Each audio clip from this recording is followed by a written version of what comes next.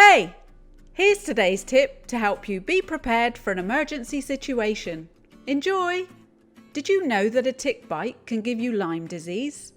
But before I cover tick bite symptoms, here's what you can do to prevent getting bitten in the first place. Wear a light-coloured long-sleeve shirt and pants to make it easier to spot a tick. Wear closed-toed shoes and tuck your shirt and socks into your pants to not expose your skin. Walk in the middle of the trail, staying away from long grass and brushy areas. Use a tick repellent. I've put some links in the description for you. Shower or bathe within 2 hours of being outside to help remove any ticks that may not be attached. And finally, do a tick check.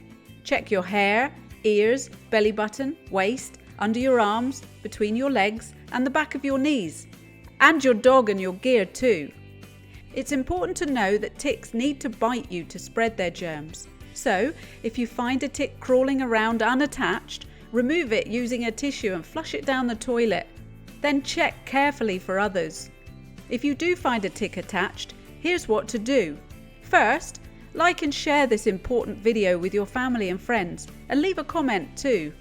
So when a tick bites, either you or your dog, get fine-tipped needle-nose tweezers. Then grasp the tick gently with the tweezers, as close to the skin as possible. Apply even pressure, do not squeeze, and pull the tick away from the skin, removing the entire body and head in a steady upward direction. Don't twist or jerk the tick, as parts of its mouth may break off and remain in the skin. If this happens, remove the remaining parts straight away with the tweezers. Don't use grease, alcohol or heat to remove the tick. As soon as you've removed the tick, clean the area with soap and water, then apply an antiseptic cream. Call your healthcare provider or veterinarian if you or your dog experience these tick bite symptoms: a rash, a fever, fatigue, a headache, paralysis, swollen lymph nodes, muscle pain, or joint swelling with pain.